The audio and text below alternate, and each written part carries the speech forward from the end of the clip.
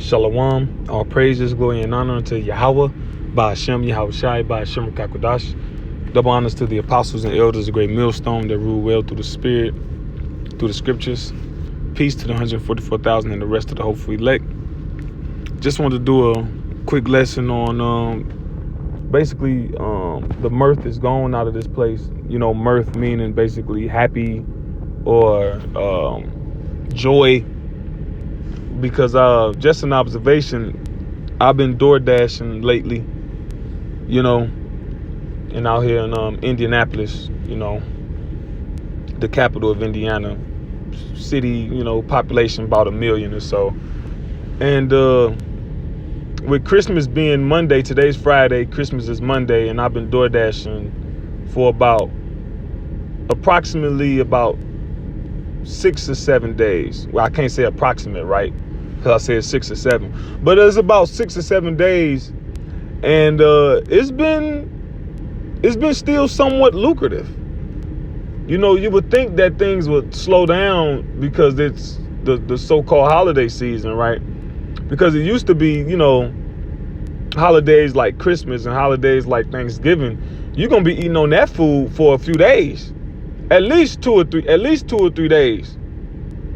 But immediately before Christmas, so-called, and immediately after, I was door dashing and I was making money, and I was like, kind of just not amazed, but you know, just making a observation, like, you know, like I'm still, you know, people still out here getting Burger King and Taco Bell around the holidays with all the so-called holiday food, you know. So I was gonna grab this scripture right here. Maybe I spelled it wrong.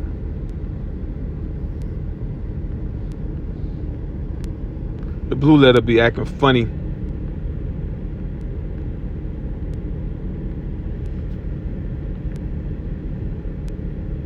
Changing word definitions, amongst other things. See, I think I spelled it right. This is Isaiah 24 and 8. It says, "The mirth of tabrets ceaseth, the noise of them that rejoice endeth, the joy of the harp ceaseth." Right? Because when things are going well and things are going swell, you have more time to party, you got more time to have fun, you got more time to be in a joyous spirit.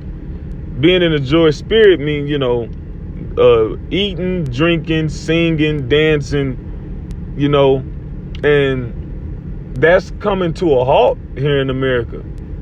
All right. As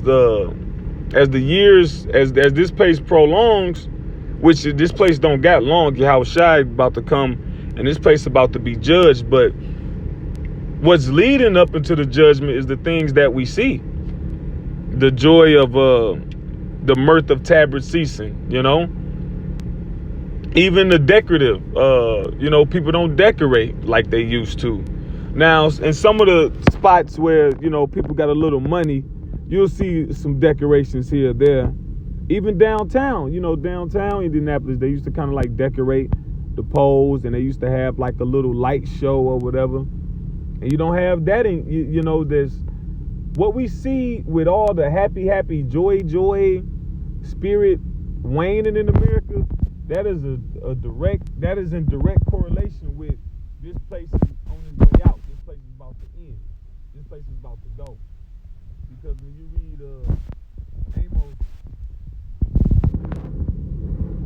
Amos 5 and 21, it says, I despise your feast days, and I will not smell in your solemn assemblies. So when you get together and you have your meetings to you know, because a solemn assembly is, you know, people gather together and be serious. You know, you got certain holidays that might be more serious, right? What is that? Memorial Day, right? Or Veterans Day. Let's you know, people died, to protect America and blah, blah, blah. The Lord not dealing with that. He said he hate them and he despise them. So we know what happens when the Lord hates and despises something. When the Lord hates and despises something, he roots it out. When you root something out, when you cutting down, when you taking out a bush or getting rid of a tree, that's, you get it out, you get the roots too. You might have to dig a foot or two to the side, and you be like, damn, but you want to get all of it out so it don't come back. And it be a process. See, the Lord works, Yahweh Ba'Shem Yahushua works with process. Sometimes things be instant, and sometimes things be a process. You got wax, certain things wax and certain things wane. All right, certain things incline and certain things decline.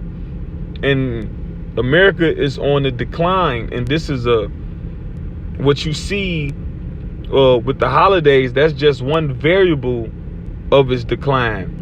What Yahweh Shai said let me see, Matthew 10 and 34, it says, think not that I am come to send peace on earth. I came not to send peace, but a sword. For I am come to set a man at variance against his father, and the daughter against her mother, and the daughter-in-law against her mother-in-law, and a man's foes shall be they of his own household. See, it used to be you would put family differences aside to come together and enjoy the holiday, right? And then through enjoying the holiday together, you might hash it out, or you might just forget it all together. And the holidays, when the family come together, it's kind of like almost a fresh start from the past wrongs you did against each other.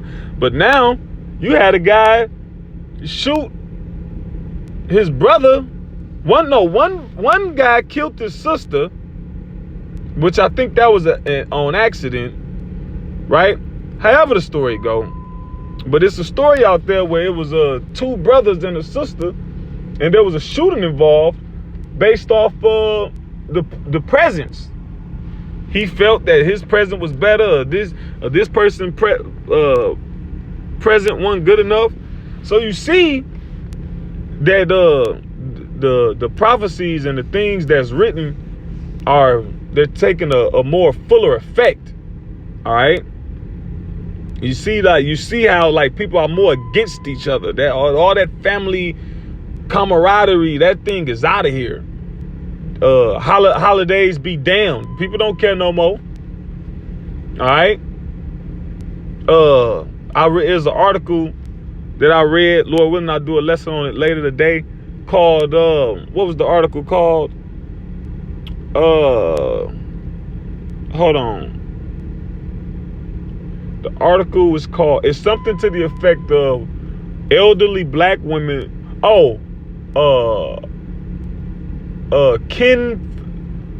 The disappearing of elderly black women in particular, right?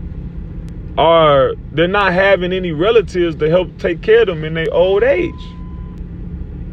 Disappearing of kin or something like that. Lord willing, I'll put the article in this in the description box that I'm speaking of, right? Yeah, what do they call it though? It says something kin care, basically they don't have family members to help them no more. They got to do everything on their own. But I want to grab I think it's in Ezekiel.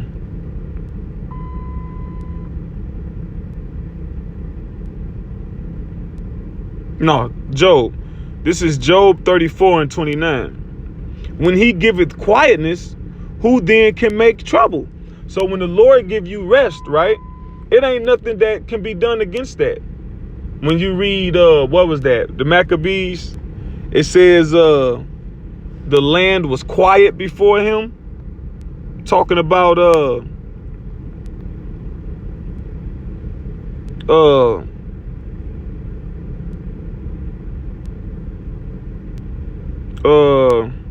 I'll read this. First Maccabees 11:52. So King Demetrius sat on the throne of his kingdom, and the land was quiet before him. Right. So he had peace. He had a peaceful reign. So what do you do when you have a peaceful reign? You kick it. You have fun. You party. You chill. You know?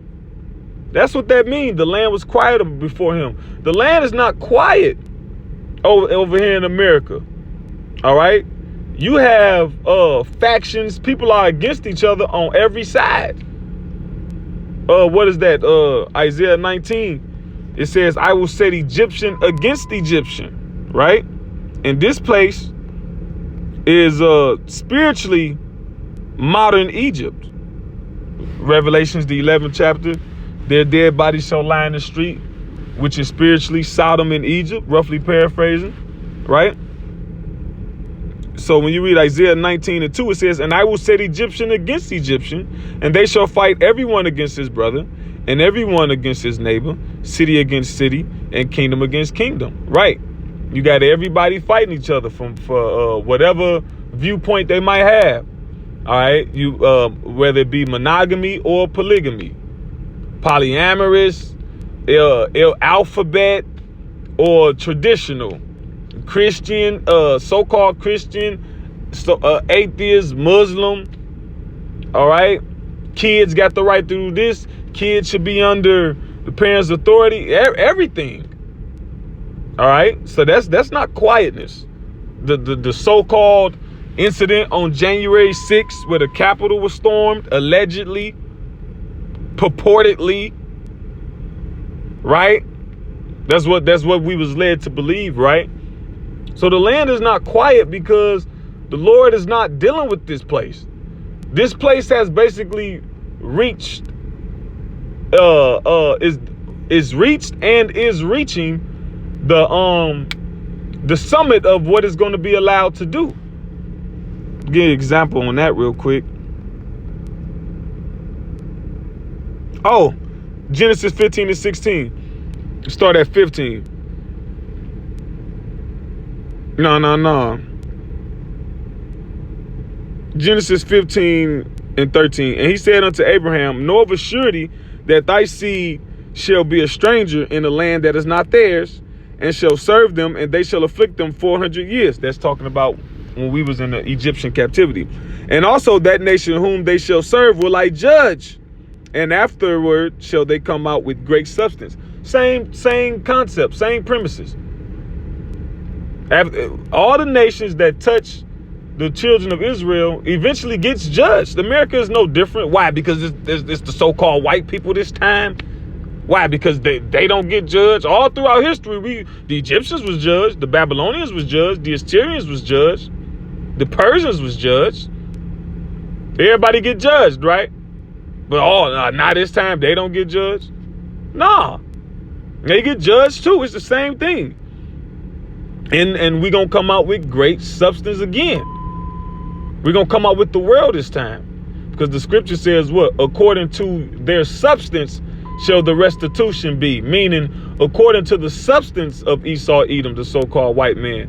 That's going to be the restitution, a.k.a. reparations. You're not going to wait till the dollar loses value and then have talks of giving so-called Negroes, Latino, Native Americans crumbs of the pie yet. No. Job 9:24, the earth was given into the hands of the wicked. All right. So you was given the earth, and the earth gonna be given back to its rightful rulers, to its rightful owners. All right. It says, and thou shalt go to thy fathers in peace. Thou shalt be buried in the good old age. This the Lord prophesying, telling Abraham what's gonna be the outcome with his seed. With the seed of Isaac through Jacob. But in the fourth generation they shall come hither again, for the iniquity of the Amorites is not yet full. Right? So the Amorites which were Hamites, which were so-called African people, they were inhabiting our land, the land of Canaan, the land that was the promised land, so to speak. But they had a certain measure of wickedness to fulfill before the Lord would oust and uproot them and give it to us. The same thing with Esau, Edom. They got a certain measure to fulfill before the Lord ousts them. And what you see going on, the mirth ceasing, the joy ceasing, the family at odds with each other, things just ain't how it used to be. That's their iniquity almost being fulfilled.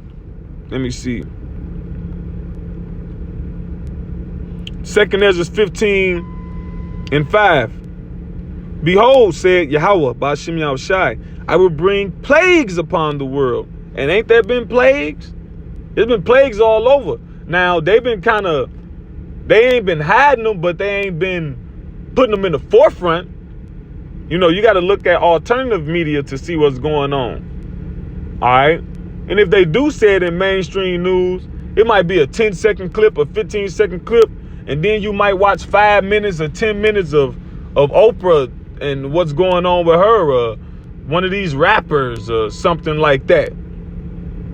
All right. So it's all type of plagues. OK. It says the sword, famine, death, and destruction. For wickedness hath exceedingly polluted the whole earth. Hasn't it? Hasn't wickedness exceedingly polluted the whole earth? Now, it used to be certain people who were, like, to a certain degree, untouchable by American so-called customs and practices and culture. But you got the Muslim Arab women over there twerking with their hijab, with whatever that, with that native garb on. 5-10 years ago, you probably thought you probably wouldn't even thought that in your imagination that you might have seen that. They over there arguing about they want to wear pants now. And I'm just bringing that out just as a small example. Just a small example. So if that's something that, we kind of always looked at, the world kind of looked at them like, all right, they are like this. They are more accustomed to the ancient way. But now you got more and more and more people who are known to be traditional. They're forsaking their traditions and adopting, harmful, wicked American Edomite, we'll say Edomite practices, because regardless of what you call them, all right, it all stems from Esau, Edom. They are the wicked. You go over to Germany and Russia, and it's the same thing. Probably not to the same extent over here as America. I'll take away the probably. Not to the same extent, but it's there. All right, because of who? You see how they was trying to impose alphabet activity on Uganda. Why you just can't leave them people alone? It says, and their hurtful works are fulfilled, right? So this place, that's why the plagues is coming. That's why, because it says what? Scourges are sent for amendment. When you deal with math and science, you got cause. What is it? Cause and effect. All right. If you do this, then this gonna happen. It's math. 2 Ezra 16:19 says, behold, famine and plague, tribulation and anguish are sent as scourges for amendment. All right. So this is gonna a scourge for amendment is a punishment that's gonna right the wrong. The only thing that can right these wrongs committed by Esau, Edom, is punishment. Okay? Justice. Another word for that is justice. All right? When you look up the definition of justice, it goes into, if you did something wrong, then it got to be imposed upon you. The wrong you did, the punishment got to fit the crime. All right? Just like when you read, let me see, what is that? Numbers 35 and 33. It says, so ye shall not pollute the land wherein ye are, For blood it defileth the land, and the land cannot be cleansed of the blood that is shed therein, but by the blood of him that shed it. So an eye for an eye, a tooth for a tooth, a life for a life. And so much Israelite blood has been spilt on this land, okay? From when you deal with the slavery of the so-called Negroes, Latinos, and Native Americans, because we all dealt with the slavery. We all went in slavery. All right? Judah took the brunt of it. The so-called Negroes, the head tribe, they took the brunt of it for sure. We gotta clarify that. All right? But they had us all enslaved, and they got us enslaved now. Trafficked then, trafficked now. Experimented on then, experimented on now. So their wickedness has exceedingly polluted, all right, the whole earth. So what we see, the decline of this civilization is justified. And that's just one of the variables of it. All right, so I'm gonna finish the Ezekiel. No, that was the Job.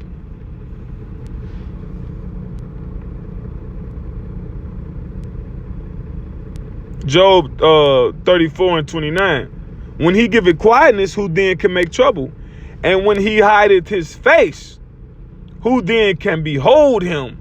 Whether it be done against a nation or against a man only. Right. So if the Lord on your side, whether you a man, a singular, or a nation, plural, then it ain't nothing that can be done. And if the Lord is not on your side, whether you be a man, singular, or a nation, plural, there's nothing that can be done. Hebrews 12 and 16, lest there be any fornicator as Esau, who for one morsel of meat sold his birthright, who afterward he would have received the blessing, but he was rejected, although he sought it carefully with tears. Roughly paraphrasing, I butchered the scripture, but that's alluding to Hebrew 12 and 16. The so-called white man, as he's known today. It ain't nothing that can be done for you to change the Lord's mind about him. He said, the people of my curse.